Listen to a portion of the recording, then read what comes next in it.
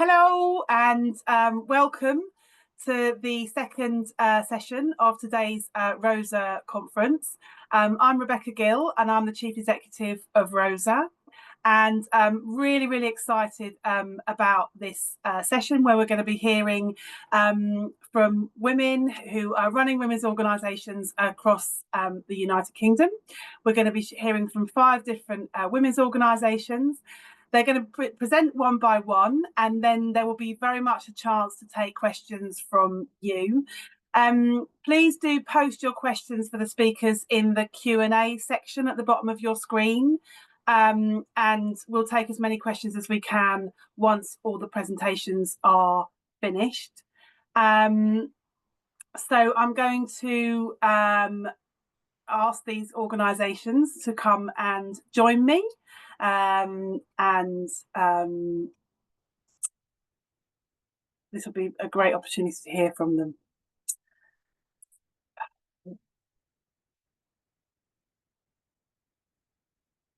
Brilliant. Great. So the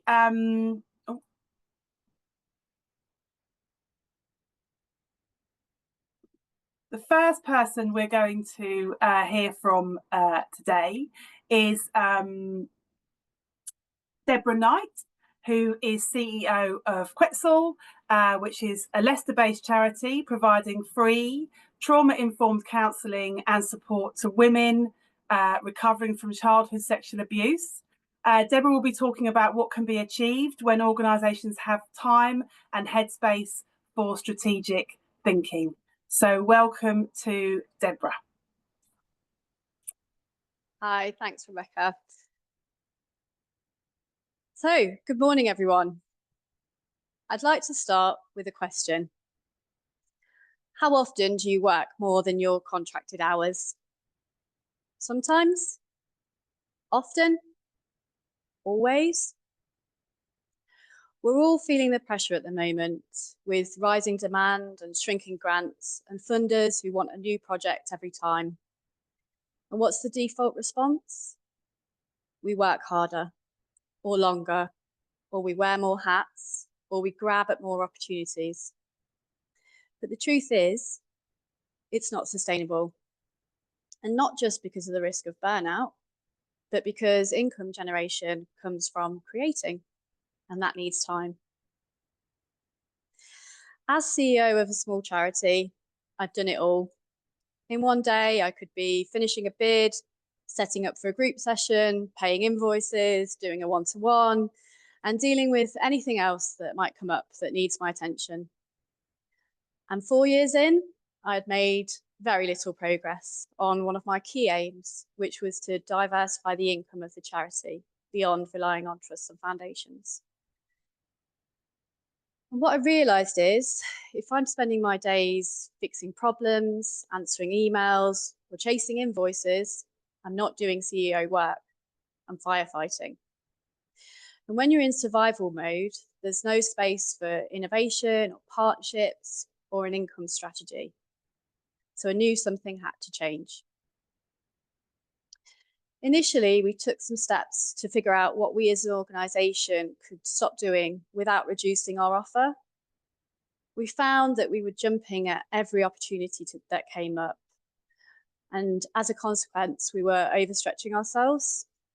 If anyone wanted to work with us or invited us to an event, we'd almost automatically say yes and then struggle to keep up. So we put some boundaries in place. We now only deliver what we know we can do and that we can clearly see aligns with our mission. Next, we took some time to get rid of any busy work. So we cut out all unnecessary processes across the organisation, and that saved everybody some time. And then at the end of last year, we were funded by Rosa through the Stand With Us programme to recruit a part-time operations manager. But while bringing in a new role had some challenges, I'm sure everyone has done something themselves because it's easier than showing somebody how to do it. It's made a massive difference to the way the organisation functions. The initial recruiting, onboarding and training was a challenge because we were already overstretched. And as it's a new role for us, finding the best things to hand over, to keep and to add has been a learning curve. But having them enrolled has created space in my week for strategic work and the real impact. With time, you can see where the best opportunities are. But by having time, we've been able to identify our unique skills and find ways to use them to create income streams. So at Quetzel, we recognised a key asset was our placement scheme. And we also have a member of staff who's a qualified tutor. So we're developing an in-house counselling course complete with placement, meaning we can offer an attractive package, but also generate a stream of quality placements to support our core work. We've also found ways to leverage other expertise within the organisation by finding paid opportunities to sit on advisory boards. And we've even used some excess space in our building to create a virtual charity shop. None of these projects will give us sustainability alone, but they all have a dual benefit of mission and income. And they give us more flexibility because they generate unrestricted income. So we can become gradually less reliant on grants. So these ideas have been floating around for a while, but without the space to properly assess and plan, we've struggled to get them off the ground. The CEO job is vision, relationships, positioning, and making sure the organisation is future ready. You're not here to keep the wheels turning, you're here to steer the car. So when thinking about diversifying your income, instead of grabbing every opportunity, why not take some time to find out what resources you already have that you could turn into income? Every organisation has a unique selling point. It could be your approach, your voice, values, or your community. So ask yourself, what do you do that no one else can do just like you? And what skills or assets do you have sitting already in your organisation that are being underused? You might discover your unique value lies in your relationships or your experience or a program that you've developed over years and others are just waking up to. We know we've been fortunate to secure extra capacity. And if that's not an option for you right now, there's still ways you can start shifting your focus to strategic work. So for example, block out regular time in your diary, not just a once or twice a year strategic day, but a weekly period. Start to delegate operational decisions, even if it feels hard to let go, and build capacity in your team so they're confident to deal with issues as they arise without your guidance. So in summary, my invitation to you is twofold. First, find your uniqueness, and then do the work that only you can do. The mission depends on your leadership, not on multitasking. As Stephen Cahill recently put it, charity leaders must learn to work on their organisations, not just in them. You're already doing amazing work, but the next level starts with making space to think and having time to act. Thank you. That was wonderful, Deborah. Thank you so much, and such a lot of insightful information that you've shared. I love that idea of like you're not trying to firefight. You want to move out of that survival mode, and that you said you're not here to keep the wheels turning. You're here to steer the car. Although I did think you said steal the car, and I was a little bit worried that you were sending a slightly inappropriate message to everybody. But I think there's something we can all take away from that, and I've taken a lot of notes. So thank you very much indeed. I'd now like to invite Faylisha Scott, who's Projects and Fundraising Officer at the Motherhood Group. And Faylisha's going to be sharing how their work to support Black mothers has been boosted by the National Conference. Thank you. Welcome, Faylisha. Thank you. Imagine lying in a hospital bed, clutching your stomach in pain, and being told to go home, not once, but 5, times. Imagine your labour intensifying, but the epidural you're promised is delayed, or even worse, it never comes. Imagine crying out only to be told your pain doesn't match what the monitor is picking up. Imagine hours are passing. The professionals around you are brushing off your concerns. You're scared, you're in pain, and you're being dismissed again. Now imagine feeling your baby's movements slow. No one's listening, no further checks, no escalation, no urgency. And finally, imagine giving birth and discovering your baby was in distress the whole time, suffering from delayed growth that should have been identified. This is a story of a woman called Sandra Igwe, a woman I have the honour of working with. She went on to found the Motherhood Group, a national organisation committed to transforming the Black maternal experience in the UK. Good afternoon, everyone. My name is Faylisha, and I'm the project manager at the Motherhood Group. Over the past few years, I've seen firsthand that Sandra's story is not an exception, it's part of a pattern, one echoed in the stories of thousands of women we've engaged with. Black women in the UK are 3.7 times more likely to die in childbirth compared to white women. And while that number gets repeated often, behind it are real mothers, real children, real families that are left to pick up the pieces. But trauma doesn't end with survival.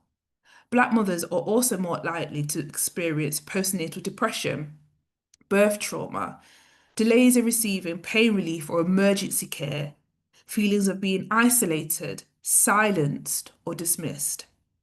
This is not anecdotal.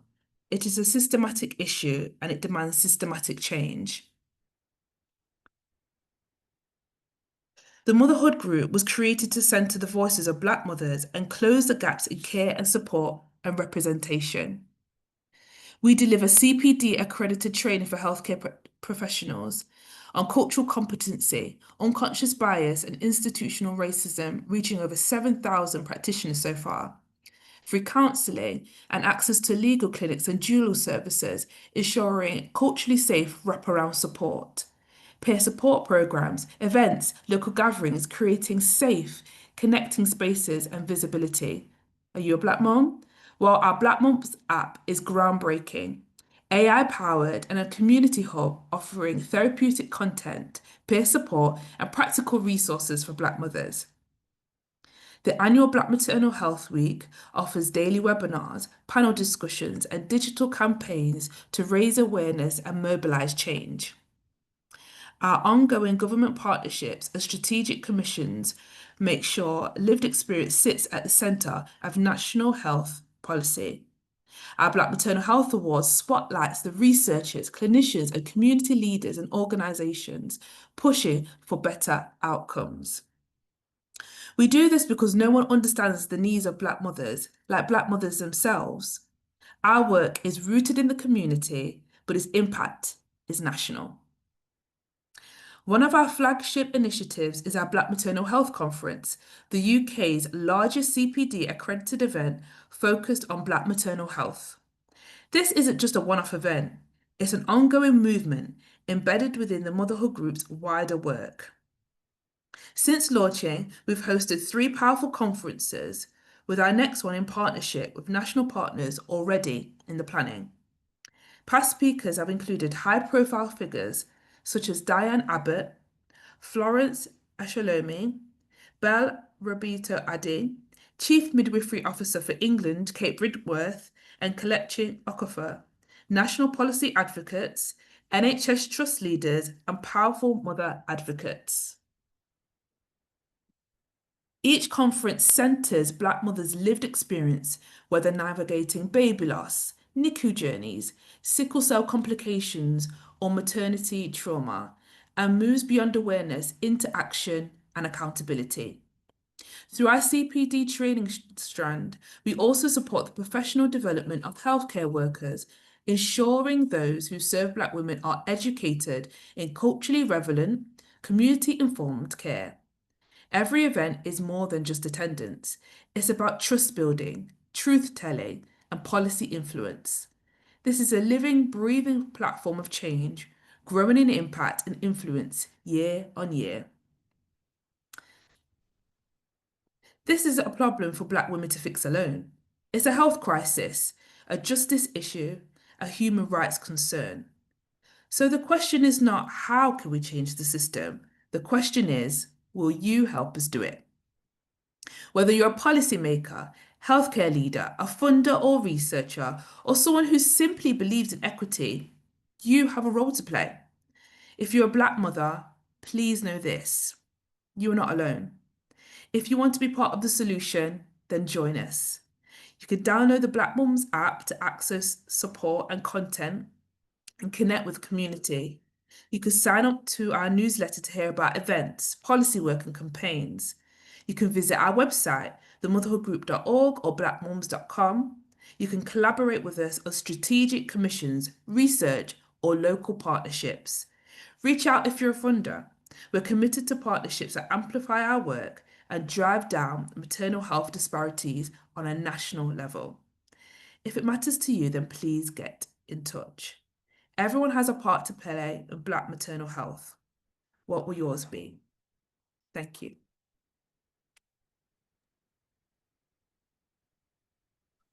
Amazing. Thank you so much, Faylisha. And I was really struck by that figure of 7,000 practitioners that you've reached. It just shows the power of a small organisation delivering that support and resource. And I've written down words like innovative, ambitious, and impactful. It's incredible. And when that phrase you used about rooted in the community with a national impact, I think that will really resonate with people listening today, and I really applaud the power and importance of your work. So thank you so much. Thank you. So I'm now going to welcome Lisa Lenton. Lisa is CEO of S.H.E UK, based in Nottingham. And Lisa's going to be sharing with us about the power of peer support in the award-winning programme of work to support survivors of childhood sexual abuse and sexual violence. Thank you so much for joining us today, Lisa.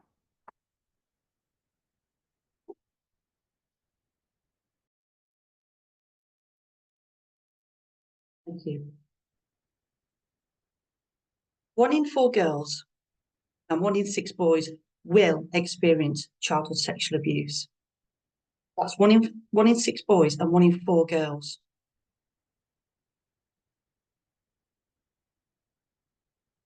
Sexual abuse has a profound and long-lasting impact on a child, psychologically, emotionally, physically, and socially. And this doesn't just suddenly stop when that child becomes an adult. Nightmares, fear, confusion, guilt, self-blame, isolation, mental health issues such as anxiety and depression take over, stopping children fulfilling their potential, and all of this continues into later life. My name is Lisa Lenton, and I'm the Chief Executive of S.H.E UK, and we support survivors of childhood sexual abuse and sexual violence. And I'm here today to talk to you about one of our services, affectionately known as the She Rose Lounge and Peer Group. I want to talk to you about the power of connecting and empowering women with similar lived experiences. So we were founded in 1998 by 2 survivors of childhood sexual abuse who felt traditional services, even if they could access them, simply weren't enough.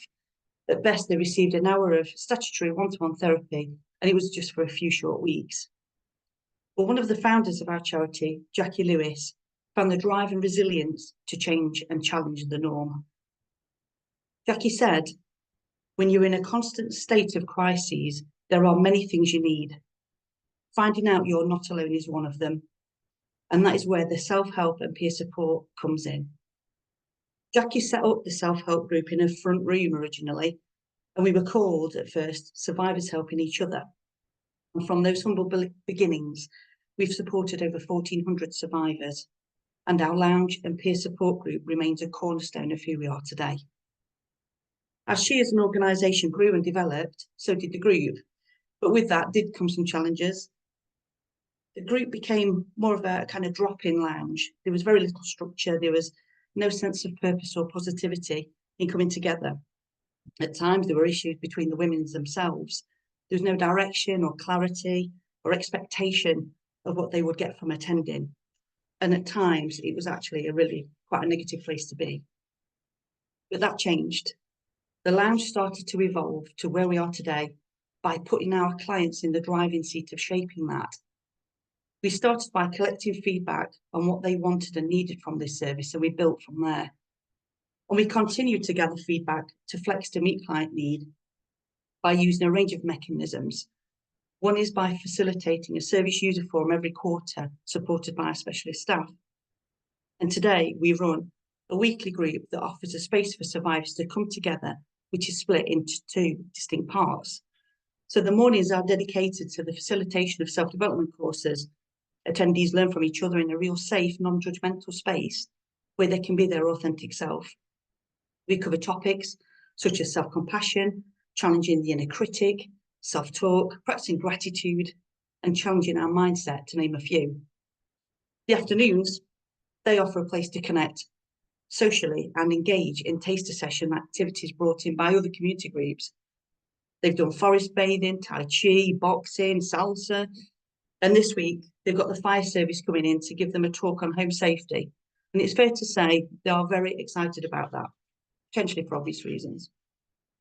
The women who attend build healthy relations with each other, people who understand what they have been through and endured, and there's a real credibility in that. It improves mental and emotional health, reduces loneliness and depression and fear. It builds resilience and self-worth, promotes healing for those dealing with trauma, and reduces stigma and isolation. Did you know strong social connections lower the risk of early death more than stopping smoking or regular exercise? And every Tuesday, our building is filled with laughter and positivity, and it's a really great place to be. Within S.H.E, the group continues to grow and develop. But I also wanted to mention how the group has also been influential in a wider sense. Many group attendees have shared with us the impact of accessing services that were not trauma-informed, from doctors to dentists, social services, the police and more. And we decided to support them to tell their story to influence change. Through support from the Voices from the Frontline Fund through Rosa, we were able to form a peer training team and work with them to co-design and co-deliver a hard-hitting workshop to professionals on the importance of working in a trauma-informed way, and more importantly, for them to change their practice. We know that there is a stigma and a lack of understanding of the needs of survivors, and this was our chance to help them to make a difference. Attendees included social workers from children's services, from adult social care, from social prescribers, NHS talking therapies, GP practice managers, and so on. This work shifted the dynamic. It made them think and amplified the voice of survivors in many ways. And all attendees committed to making changes to the way that they work, and we followed up to ensure that they stuck to their word. And let's not forget, for the peer, giving back can become part of their healing journey. It reinforces purpose and identity. It's so important to put people with lived experience at the heart of the service we receive. The power of peer support lies in its ability to provide understanding, encouragement, and shared experiences in a way that professional support alone just simply can't. It's a deeply human approach that fosters connection, healing, and empowerment, especially for people facing mental health conditions or challenges, chronic illnesses, trauma, or life transitions. Peer support works because it's human, relational, and real. And in the end, it's not what we have that defines us, but who we have. Social support is the net that catches us, lifts us, and connects us. And the more we enable the voice of the people that we support, the richer the organisation becomes. I'd like to finish with a quote from one of our clients who has now left our service. We'll call her Bev. She said, "The work that happens during the lounges is amazing. I literally had no support before. I always felt like an outcast, but attending the lounge group changed that. Peer support changed that. I honestly believe that I would not be alive today if I'd not gone to the lounges. It saved me." Having listened to me today, how might you centre the power of the peer in the way that you work? Thank you for listening.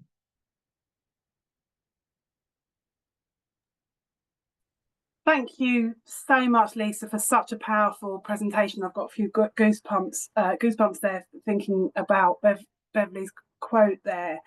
And I think what's so powerful about the work that you do is you've described not only that very practical support, but also that very nurturing support and that sort of deeply human approach that you take, reminding us all of the power of the, and importance of connecting with others. And I think that's what the women and girls sector does so well, and is clearly done so well at S.H.E. So thank you so much for sharing today. Really appreciate it. My pleasure, thank you. And I now want to remind everybody that you can put your questions to the speakers in the Q&A box along the bottom. So if you're posting them in the chat, please do put them in the Q&A. And then I'm going to invite Nourallah Chakroun, who is founder and director of Inspiring Women Network in Cornwall. Nour is going to be sharing insights from her work connecting and supporting women across a rural area. Welcome, Nour. Thank you, Rebecca. A seed today is a forest tomorrow. That's what I'd like you to remember from today. I didn't realize I had planted a seed. It all started back in 2008 when I moved to Cornwall with my husband and 17-month-old baby. My husband got a teaching job in a high school in an ancient village in Cornwall, and I was excited to explore the beautiful, romantic countryside of England. But as I walked the streets of Truro, the capital city of Cornwall, I felt like an alien. Nobody looked anything like me. I went to baby play groups, singing groups, church groups, and everyone was white. The sense of isolation was pretty immediate. I had lived all my life in big cities where diversity was the norm, and suddenly I was in a world where I didn't feel I belonged. Then I was told there were people of color here. I just had to find them. Apologies about it. So I did, one by one. Indian, Bangladeshi, Sudanese, Palestinian, Syrian, even Lebanese like me. Many of them mothers, many isolated, some who'd lived in Cornwall for decades and still didn't speak English. All of them hidden, all of them surviving, not thriving. This deep sense of isolation, loneliness, and not belonging was the catalyst for Inspiring Women Network. In 2009, I started a small support group for Muslim and South Asian women to bring together and support all these women to provide a space to feel safe, to connect, learn new skills, learn English, and most importantly, make friends and to feel seen and heard.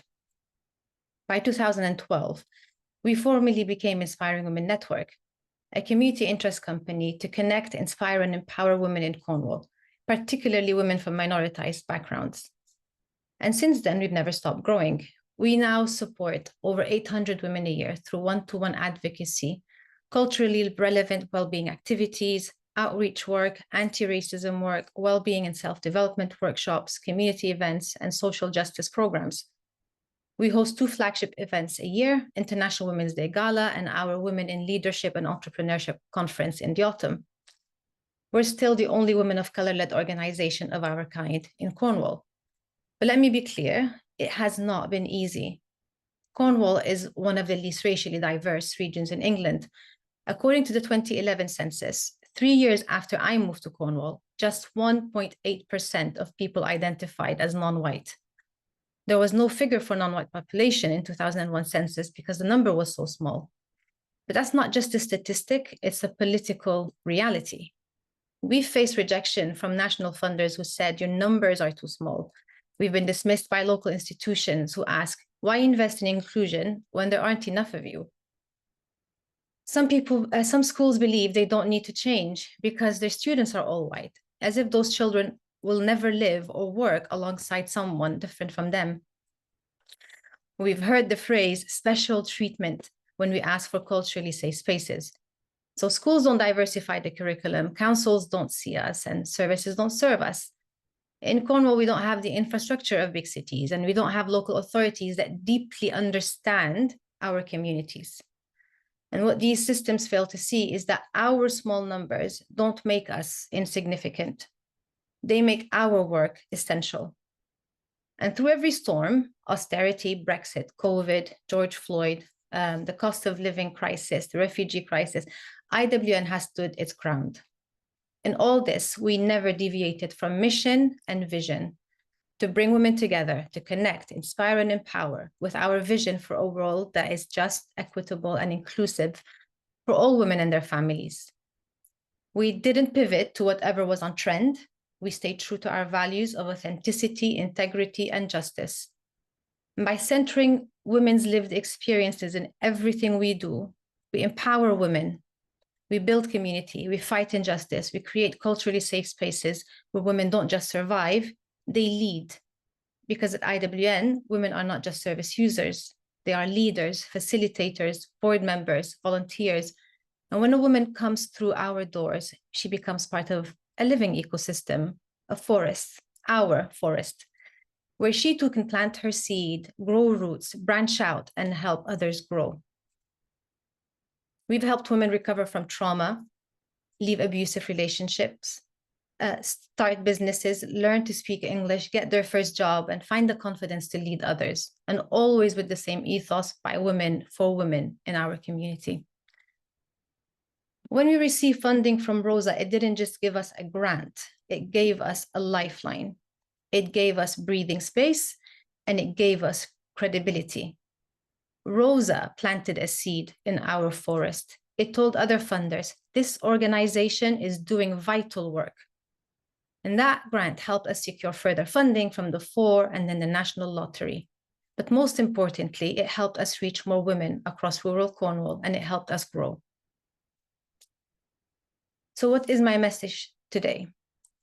For my fellow women and fellow organizations, stay true to your values and mission, and look for the funder that understands and values your work.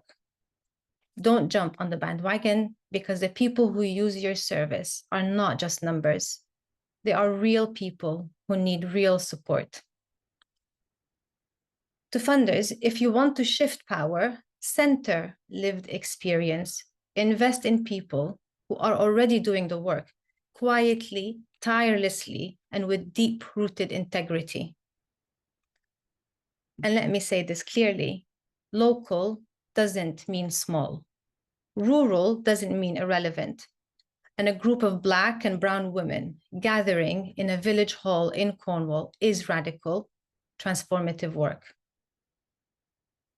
The last census of 2021, ethnic minorities made up 3.2% of Cornwall's population, an increase from the last census, but still low compared to national levels. For those women, their families, and for our wider community, our work will continue being incredibly vital, radical, and powerful. So yes, we started as a seed, and now we are a forest where women continue to plant their seeds and plant and help and support each other. So I invite you to join us in whatever way you can and watch us continue to grow into a beautiful, dynamic, vibrant forest. And I ask you, what seeds will you plant today? And whose forest are you helping to grow? Because as the saying goes, the best time to plant a seed was 20 years ago. The next best time is right now. Thank you. Wow, Noor, thank you so much. And what an incredible story, and what an incredible journey that you've been on personally, and that you're now supporting other women to come on as well.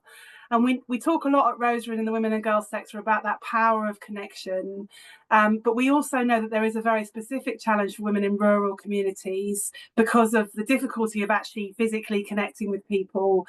But I think the way in which you illuminate the very specific and real challenge that Black women and Asian women and women from racially minoritized communities have to connect, but also the way in which sometimes those barriers and technocrats put the barriers in your way and say, well, I'm afraid your numbers are so small and we can't see your impact, and do you want special treatment? And it's so powerful the way that you talked about that your organisation has stayed upright, that you've stuck true to your values, and that you've enabled women, you've centred women, enabling them to lead and to thrive. So thank you so much for your presentation today. And I'm encouraging everybody to post questions in the Q&A, and I'm going to invite Seana Watt to now join the stage. And Seana leads the Empower campaign at EmilyTest, working with women, with girls and young women in education on issues of gender-based violence and the way that women can support one another. So thank you very much, Seana, for joining us today. Perfect. Thank you very much for the introduction, Rebecca. So, hello everyone. My name is Seana and I'm a project assistant at EmilyTest. And I'm really delighted to be here today and to have the opportunity to tell you all about our campaign, Empower. But to give you some background, EmilyTest was founded in memory of Emily Dre, who you'll see on the screen just now. Emily was an undergraduate law student when she tragically took her own life following horrific abuse at the hands of another student. Emily's mother, Fiona Dre, founded EmilyTest to address the gaps in Emily's case and to ensure that no other student ends up in Emily's shoes. And we aim to achieve this through various initiatives, including our training programs, the resources we share with institutions, and our GBV Charter. And the Charter is an award that allows educational institutions to take the Emily test, which involves meeting minimum standards where Emily's life could have been saved. And tragically, we now know that at least 17 people were aware of and complicit in the abuse that Emily endured. And this includes girls that Emily thought would have protected her, and yet no one stepped in to help. And that was one of the main motivators that we had to create the Empower campaign. We wanted to create a campaign that reminded women of the strength found in unity and mutual support. We also wanted to gently, but honestly, highlight the harmful behaviours that can sometimes exist between women. Behaviours that are shaped by the societal norms that we've all been conditioned to navigate. And as you'll see, we decided to highlight the EM in Empower for Emily. By keeping Emily at the forefront of all of the work we do, we honour the incredible legacy that Fiona has created for her daughter. So the name of our campaign not only reflects our commitment to uplifting and inspiring women, but it also carries forward Emily's kindness and her commitment to helping others. But what actually is Empower? Empower is a campaign that's rooted in extensive research that highlights the pressing issue of women supporting one another, or should I say, not supporting one another. So in preparation for this campaign, we conducted thorough investigations into the existing research, exploring the competitive dynamics among women. And our findings revealed a prevalent culture of competition, primarily driven by the pursuit of male validation and academic or professional advancement. Additionally, our research uncovered troubling patterns of victim blaming among women when it comes to violence, reflecting concerning attitudes of "she deserved it" that stem from entrenched gender norms. And this only serves to reinforce the notion violence against women and girls is acceptable and expected in our society today. And it is these insights that shape the vision behind Empower. Our goal with this campaign is to inspire collaboration among women and girls, encouraging them to uplift one another rather than compete against each other. And as our research revealed a significant prevalence of competition and an overall lack of support within educational environments, our campaign seeks to engage women and girls in education. In order to do this, we decided that what better way to engage students' interests in a campaign than to speak to them directly and hear their stories. So that's exactly what we did. My colleague and I went into colleges and universities where we invited students who identified as women to share their experiences of female friendships, the importance of girls supporting one another, and the broader themes of female empowerment. We had a bingo drum, prizes, and lots of incentives for the students to engage with. And we were really touched by not only the engagement with the Empower campaign, but also the sincere interest and compassion that was expressed by the students for the work that we do to help ensure their safety while studying. And when chatting with these students, we uncovered very similar findings to what was mentioned previously. Competition, girls putting other girls down, and feeling that they are constantly being pitted against each other. Many students expressed that because competition among women and girls is instilled at such a young age, there's almost no choice but to continue the cycle. So in order to capture these diverse insights, we collected student stories through videos, voice recordings, and by documenting the key quotes that they shared. And we gathered an overwhelming number of powerful stories from the students that we spoke to. So many, in fact, that we couldn't even fit them all into one video. And what you can see on screen now is an example of one of these stories, where a young woman shared how it was her female friendships that gave her the strength to go forward and report the abuse that she had been subjected to. Her story is a testament to the power of solidarity, support, and empowerment. We launched our campaign during last year's 16 Days of Activism, and since then, we've presented our findings at various events, hosted stalls, and shared the resources we developed with both third sector organisations and across higher and further education. In fact, we recently met with staff and students from the University of Northern Iowa, where we shared the campaign video. And every single woman in the room related to the message on a personal level. And that moment made it undeniably clear to us. This isn't a rare experience.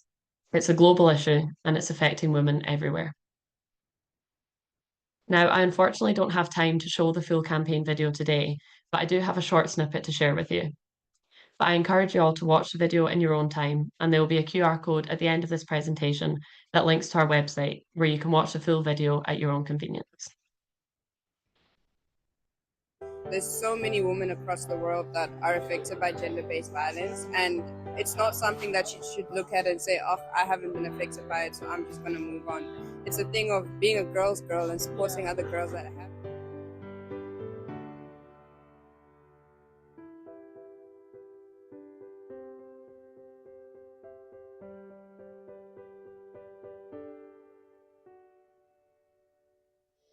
You can take everything I have. You can break everything I am, like I'm made of glass, like I'm made of paper. Oh, and go on and try to tear me down. I will be rising from the ground like a skyscraper. Like a skyscraper. Like a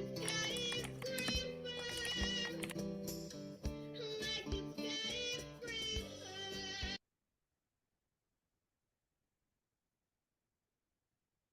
Now, I know time is short, so I just want to end by thanking you all for being here today and to thank Rosa both for funding the campaign and for giving me the platform to share it. And finally, if there's one thing I hope that you take away from today, it's to reflect on how you can carry this campaign's message forward. Kindness and empowerment may seem small, but they truly can, and by no exaggeration, be life-saving. Thank you very much. Thank you so much, Seana, and I find that video so powerful. And the longer version is available in the resources section of the lobby. So if people want to see the longer version of that, they absolutely should. But again, I think that way in which connecting girls and young women to be able to talk about their experiences and share it with others, it's such a powerful, such a powerful story, and also coming out of such tragedy. And I think that's one of the most powerful things about your organisation. So thank you. Thank you. I'm now going to invite all the panelists to join us on the stage. And I've got some questions that I'm going to be sharing out. And I'd encourage people to put questions in the Q&A. There's some that have gone into the chat. So while you're thinking of your great questions, I'm going to start with one for Nour. Is Nour joining us? Yes, if you guys can't see Nour. Yes, okay. Brilliant. And the question for you, Nour, is how do you get funders to recognise the importance of funding for work in rural areas? Yeah, I mean, it's a good question, and it's been, like I said, you know, in my talk, that has been quite challenging, you know, trying to get the funders to understand the need to fund an organization like us, because one of our biggest challenges, I guess, being in a rural area is invisibility. Like, you know, we don't matter, we don't. It's like but the needs of women, especially in racially minoritized and marginalized women, they're often overlooked anyway. But just because and being in a rural area, they are like they are compounded by lots of other challenges, and you know, the isolation, the lack of public transport, the limited service provision, cultural invisibility everywhere across Cornwall. I mean, that compounds our vulnerability as individuals. So the need to support smaller organizations and you know, smaller communities, I think, is really, really important. So just trying to explain to the funders really that just because there is and it's turning it around, to be honest. That's what we've been doing recently. Is saying, because our numbers are so small, this is why you must fund us. Because of the lack of services and support that's available to us. And suddenly, and the need to, you know, to improve, I think, you know, not because once they improve things for us as a community, the whole of Cornwall benefits, you know, all the communities benefits. And the thing is, like, when we do events like cultural events, like when we do, for example, Diwali or Holi, it's not just people from our communities that come and celebrate with us, but we are enriching all of Cornwall's community by exposing, you know, children and their families to the rich cultures that people bring with them. So everyone benefits. Brilliant. Thank you so much, Nour. I've got one for Deborah. Could you tell us a bit more about the work you're doing on new income generation sources? Yeah. So I think everybody's feeling similar pressure that grants are starting to become harder and harder to secure. So we knew it was an urgent need to sort of find different sources of income. And there's quite a lot of advice around what you might be able to do out there, but we felt for us, it didn't really fit with us as an organisation. So, for example, the idea of corporate partnerships, because of the work we do, we just aren't attractive to most businesses as a partner. So we wanted to look at some different ways we could generate income that would be closer to our mission and our values. So one of the biggest new things that we're bringing in is the counselling qualification. So counsellors generally study 4 years, and in their 4th year they are expected to complete 100 hours of placement. So they do voluntary counselling, and we currently host around 30 placements a year, and they really help us meet our need because they're all volunteers and do brilliant work with our client base.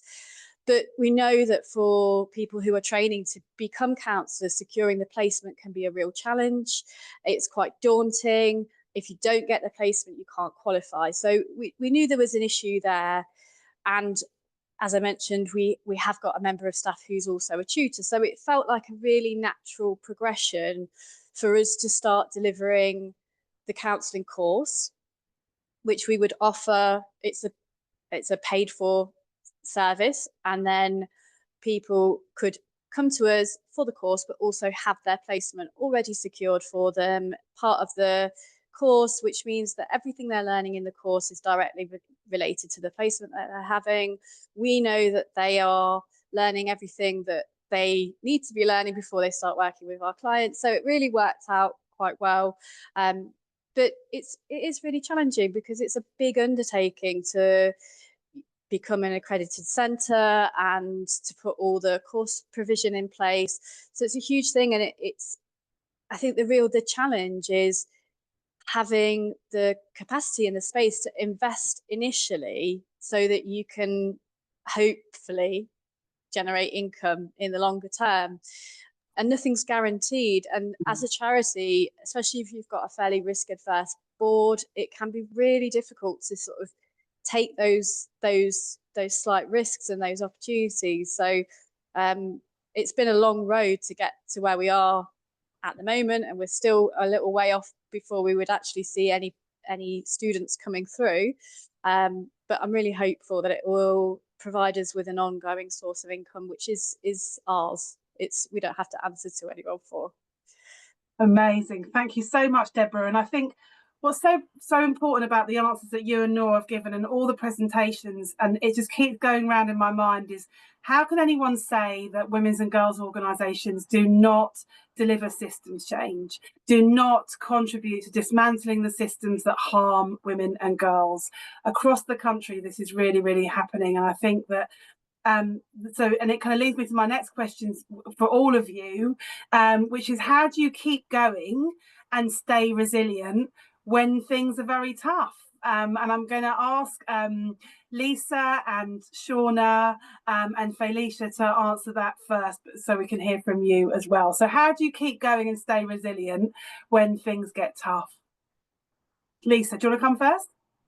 Yeah, well, obviously it's really difficult, isn't it? And I think in the roles that we're in, quite right, as Deborah said, it's very, very difficult in terms of even raising the money to do what we need to do. So there are lots of challenges. I think from a resilience point of view, it is about making sure that you are time bounded where you can be, ensure that you aren't, again, as Deborah referred to, you're going to be burning out if you're going well above your working hours. You need to be a bit more bounded with that, and make sure there's plenty of self-care in there. We talk about that as a service in terms of self-care for therapists, but also it matters to the senior management team and any other team that may not be delivering direct services. So ensuring you've got time for you and reaching out to other peers. I think, that was the point of my talk. So I find it really helpful to reach out to other local chief executives who work in a similar field, just to kind of have a bit of a rant if I want one, and chew the fat. So yeah, that there would be my go-to things. Literally ranting. That's the way forward. Really, really build those connections and have a rant. I think it's brilliant advice. Seana, what would you say in response to that question? Yeah, definitely similar to Lisa, leaning on our colleagues when things get tough, but also I think for us at EmilyTest, our mission is to ensure that no other student ends up in Emily's shoes. And I think that's something that we all, we bring into the office when things get difficult or things are stressful. We just say, we remind ourselves of why we're here. We've got a lovely picture of Emily in our office that we look at to think, you know what, we're doing this for Emily and we're doing this for all other students who could end up in her shoes. And we remind ourselves that we have made that difference and that there's so many more students that we can support. So I think keeping that in mind as well of how important this work is and how important all of our work is and the change it can make in people's lives is something that helps. It keeps the motivation going as well, definitely. Thank you, Seana. And Faylisha, what would your answer? How do you stay resilient when things get tough? Yeah, so on a projects and the work side of things and delivering different initiatives, I would definitely say streamlining our projects. We try our best to make sure that things don't overlap so that we can really dedicate all our time and resource so that we are not overstretched. But also on a personal level, I'm a mother, and so there are a lot of things in the news about maternal health issues, scandals, people not being treated fairly, medical negligence. And so it's actually hearing the stories of the women that use our our services or attend our events, that really gives me resilience. For example, our conference, we had mothers that had never spoken before to such a large crowd. And after they did and shared their really deep emotional stories, or whether it be baby loss or NICU experiences, they then felt the confidence to share with other people. People in the crowd would come into them, and other national organizations would come to them and ask, we would want to speak to you more about your experience and see if we could work in a collaborative way. And so that is definitely the way that I feel that I can continue and to spear on the Black maternal health, I would say, and to be resilient, hearing the stories of mothers and what connecting does for them, feeling less lonely, feeling less isolated, and having new opportunities and networking is really brilliant. That's amazing. And actually what I'm hearing so strongly is that the work that you do and the work that we all do is both the thing that drains us and the thing that inspires us. And that's probably quite an unusual, place to be, but one that we should definitely hold on to. I'm very conscious of time, and I've got a question from Lois. So whoever wants to answer it can do. And the question is, hang on, I've just posted it. So it was, we often hear from funders is why women and girls and not men and boys. Could you share some examples of how supporting women in your communities has had positive effects on the wider community, and have you managed to shift attitudes in the process? Anyone want to kick off with that small question to end the session? If not, I'll pick on someone. And Deborah, would you like to give it a go? It's a very good question, and it's a really challenging one. I mean, we're very lucky in Leicester where we're based. We have another organisation that does similar work to us, but for men and boys. So we're able to say there's support there available, because as we heard in Lisa's presentation, 1 in 6 boys, it's a big issue for boys too. But I think there's something really important about women coming together and women being able to support one another without that competition, without that male gaze, without having to compete for validation, which we heard from Seana is a massive issue, and it shouldn't be, and we don't want that world, but unfortunately that is the world we're living in. And for the women that come to our service, the vast majority, they are victim of male violence. So when they're in the most vulnerable position of sharing that story, they need to feel very safe. And for those women, it's really important that it's a women-only space. And I think it's becoming more complicated, and there's scope for more services, specialist services for men and boys, definitely, but that doesn't mean that there's not a need for women's services that are devoted to women. Thank you, Deborah. Great answer to a big old question. Would anyone else? Seana, Noor, would you like to have a go at answering this one? Faylisha, Lisa? Seana. Yeah, I can jump in. I think because in general, EmilyTest, we support students, so we support male, female, all gender victims of gender-based violence. But with the campaign specifically, this was targeting women and girls because that's what the research had showed us. And that question was something that we found quite a lot when we were going into the universities and colleges from both students and staff. We'd have male students and staff coming up and going, oh, why is it just girls? Why do you not want to hear from me? And that was something that we had kind of prepared ourselves for going into it. But we would just explain and say, well, we absolutely want to hear your stories, but for this specific campaign, due to the research, we're looking at girls' experience. And within those conversations, we were able to educate even further. And we did have male students and staff coming over and going, oh, what's this about? And we'd have really open conversations, and they were really interested in it and were saying, oh, wow, I never realized that. And then, big friendship groups with both boys and girls in it. Girls would share their stories, and the boys with them would go, oh my gosh, I didn't realize it was that bad. So within empowering the women's voices, it was also helping to educate the male voices. So it's a really good question. I think a difficult one for the sector, but that's my take on it. Oh, thank you, Seana. Noor, have you got anything you'd add? Oh, basically, I echo everything that they say, to be honest. But I mean, the thing is, for example, for our work is not issue-based. So, you know, it's much more general. But for us, we still believe that it's really critical that our work focuses on women and girls only, because of the structural inequalities that exist in society. It's as simple as that. And all the data is there, all the numbers are there. So these things cannot be denied.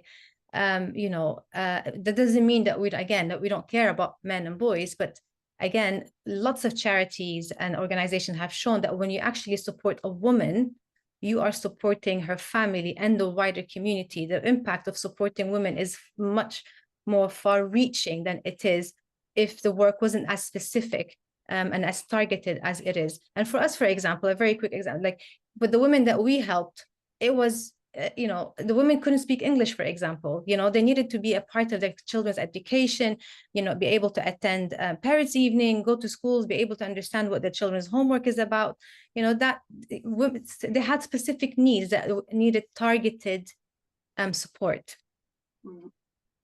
Thank you, Noor. I'm really conscious of time. I've held people over by 3 minutes.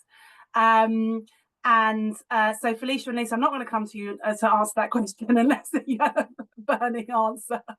I'd really like to take the opportunity to thank all of the panelists for such inspiring presentations and for great answers to some tricky questions. And I'd also like to be a bit cheeky and say, in response to Lois's question, that for Rosa, the reason why we ask funders to fund the women and girls sector is because it is how you create real change for women and girls.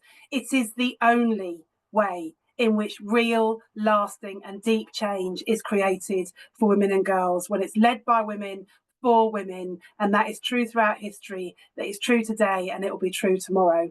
That's why we ask people to fund the women and girls sector, and that's why we're so proud at Rosa to fund every single one of the organisations you've heard from today.